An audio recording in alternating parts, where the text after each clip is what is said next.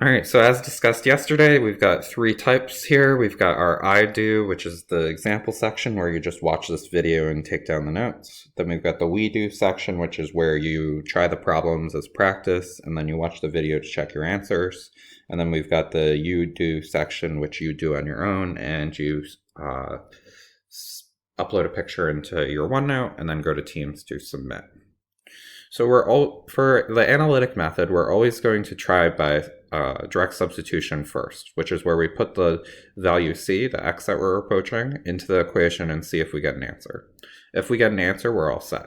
If we get 0 or 0, that's indeterminate, and we have to manipulate the function before we can attempt direct substitution again. There's a few different ways to manipulate your function. So we can factor and simplify. We can rationalize either your numerator or denominator. We can apply L'Hopital's rule, which you're not going to learn until we do derivatives. We can also apply trig identities, or we can switch to using a graph. All right, so most of the time we're going to use one of the first three, the factor, the rationalize, or L'Hopital's. All right, so we're looking at the limit as x approaches 1. So we're going to substitute in 1 and see if we can get an answer. So 3 times 1 squared is 3, minus 2 times 1 squared, which is 2, plus 4. 3 minus 2 is 1, plus 4 is 5. So this one was nice. It came out with an answer. We didn't actually have to do part B, where we try and simplify it or manipulate. This one we're looking as we approach -3. So let's do direct substitution again.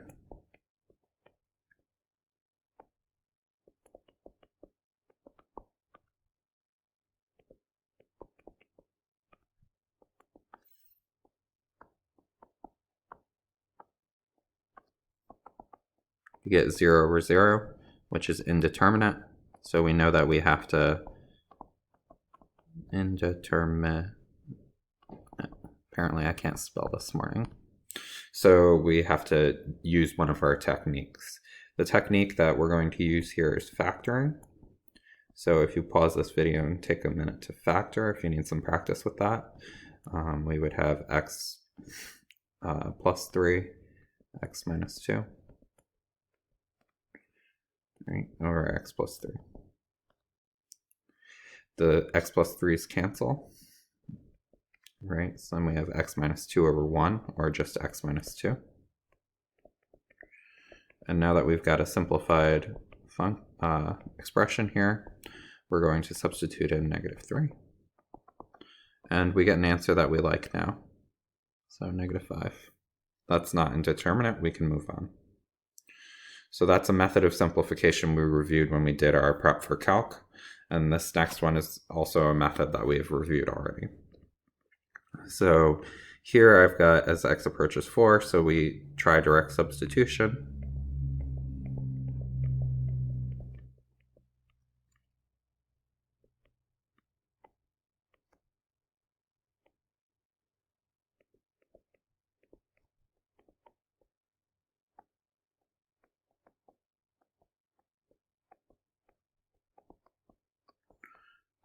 Once again, we're in a situation where we've got indeterminate.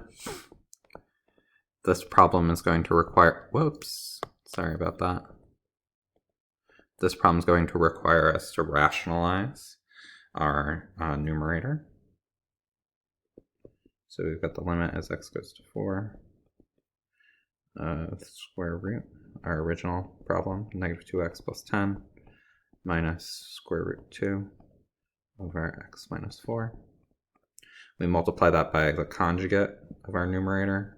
So square root -2x plus 10 plus square root 2. And then over itself. So I've got the same thing on the denominator here.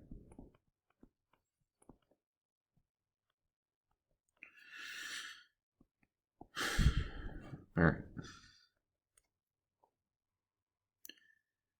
So when I do this out, I'm going to get the difference of squares on the numerator.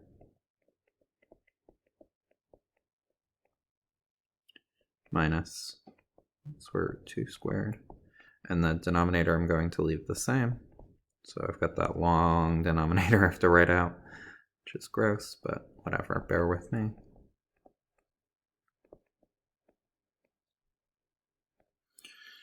All right. Square root cancel, so I've got negative 2x plus 10. And then squared and square root cancel, so I've got minus 2.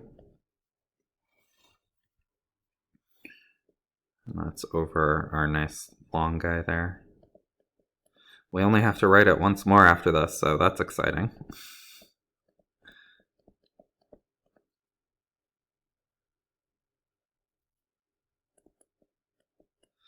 All right, so negative 2 and 10 becomes negative 2x plus 8.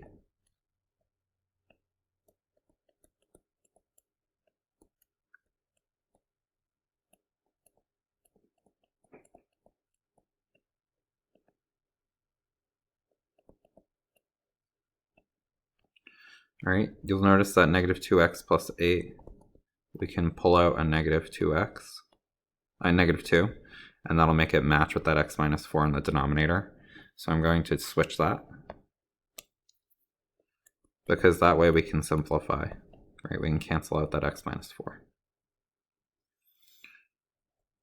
So my simplified version is negative 2 over, and I lied to you, sorry, my apologies, negative 2x plus 10.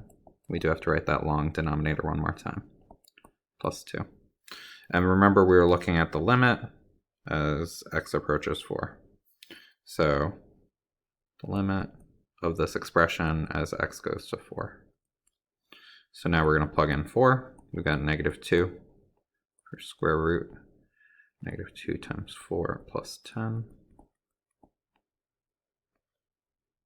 Oh, I lost my square root along the way. Plus square root 2. Negative 2 over square root 2 plus square root 2. Negative 2 over 2 square root 2. 2's cancel. So I've got negative 1 over square root 2. Rationalize the denominator. Multiply by square root 2 over square root 2.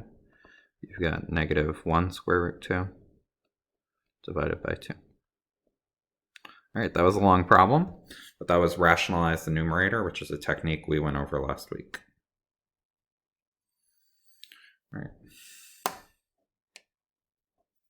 So last problem in the I do section has 2 fractions in it, so that's a little funky. To do these problems, we're going to multiply by the denominator. I should say the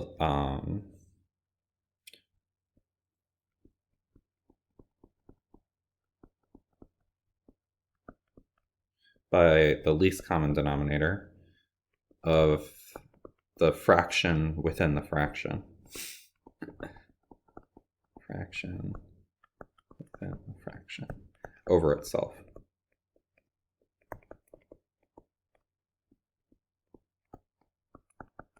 So in this case, our fraction within a fraction is x plus 2, right? And if we thought about this 1 as a fraction, it'd be 1 over 1. So our LCD would be x plus 2. Well, let's just do it to each individually. X plus 2, x plus 2, x plus 2. All right. Oh, my bad, I'm getting sloppy. I know you all were clamoring, but Mr. Donahue, you have to do direct substitution first. So I'll do that down on the bottom here. Sorry about that.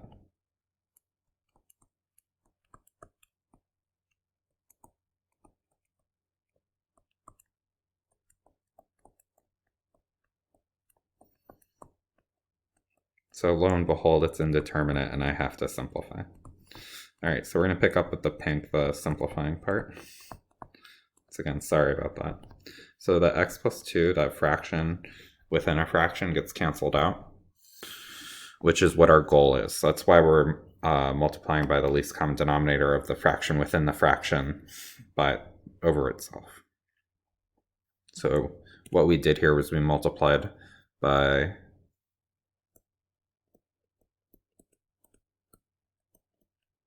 x plus 2 over x plus 2, because that was our LCD for this problem. So that's what we did in this problem.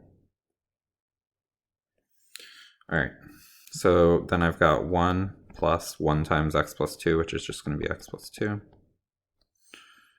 And then I've got x plus 3 times x plus 2, which is going to be x squared plus 5x plus 6.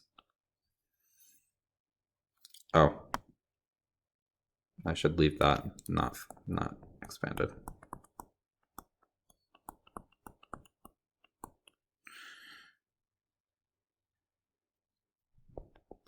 Combine your like terms on the numerator. And then we've got a common factor that we can cancel. So x plus 3 gets out of town, put your placeholder 1 on the top. So now we're once again looking at the limit as x approaches -3 of 1 over x plus 2. So we've got 1 over -3 plus 2, 1 over -1, or -1. All right, so go ahead and try the We Do problems, check your work with the solution video, and then do the You Do's. Upload a picture of the You Do to this OneNote page, and then submit the assignment on Teams.